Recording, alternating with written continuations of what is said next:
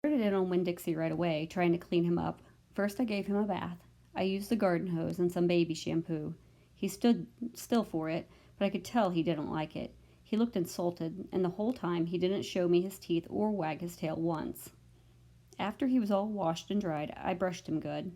I used my own hairbrush and worked real hard at all the knots and patches of fur stuck together. He didn't mind being brushed. He wiggled his back like it felt pretty good. The whole time I was working on him, I was talking to him, and he listened. I told him how we were alike. See, I said, you don't have any family, and neither do I. I've got the preacher, of course, but I don't have a mama. I mean, I have one, but I don't know where she is. She left when I was 3 years old. I can't hardly remember her. And I bet you don't remember your mama much either, so we're almost like orphans. Winn-Dixie looked straight at me when I said that to him, like he was feeling relieved to finally have somebody understand his situation. I nodded my head at him and went on talking. I don't even have any friends because I had to leave them all behind when we moved here from Whatley. Whatley's up in North Florida. Have you ever been to North Florida? Winn-Dixie looked down at the ground like he was trying to remember if he had.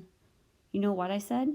Ever since we moved here, I've been thinking about my mama extra hard. More than I ever did when I was in Whatley. Winn-Dixie twitched his ears and raised his eyebrows. I think the preacher thinks about my mama all the time, too. He's still in love with her.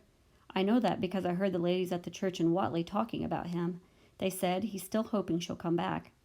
But he doesn't tell me that. He won't talk to me about her at all. I want to know more about her, but I'm afraid to ask the preacher. I'm afraid he'll get mad at me. Winn-Dixie looked at me hard like he was trying to say something. What? I said. He stared at me.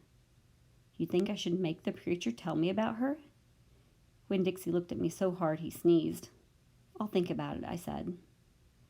When I was done working on him, Winn-Dixie looked a whole lot better. He still had his bald spots, but the fur that he did have cleaned up nice. It was all shiny and soft. You could still see his ribs, but I intended to feed him good, and that would take care of that. I couldn't do anything about his crooked yellow teeth because he got into a sneezing fit every time I started brushing them with my toothbrush. Ew. And I finally had to give up. But for the most part, he looked a whole lot better, and so I took him into the trailer and showed him to the preacher. Daddy, I said. He said. He was working on a sermon and kind of muttering to himself. Daddy, I wanted to show you the new Winn-Dixie. The preacher put down his pencil and rubbed his nose, and finally he looked up. Well, he said, smiling real big at Winn-Dixie. Well now, don't you look handsome? Winn-Dixie smiled back at the preacher. He went over and put his head in the preacher's lap. He smells nice too, said the preacher. He rubbed Winn-Dixie's head and looked into his eyes. Daddy, I said real quick, before I lost all my nerve. I've been talking to Winn-Dixie. Is that right? The preacher said. He scratched Winn-Dixie's head. I've been talking to him, and he agreed with me that since I'm 10 years old, you should tell me 10 things about my mama. Just 10 things, that's all. The preacher stopped rubbing Winn-Dixie's head and held real still.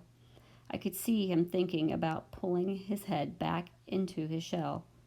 1 thing for each year I've been alive, I told him. Please? Winn-Dixie looked up at the preacher and gave him a nudge with his nose.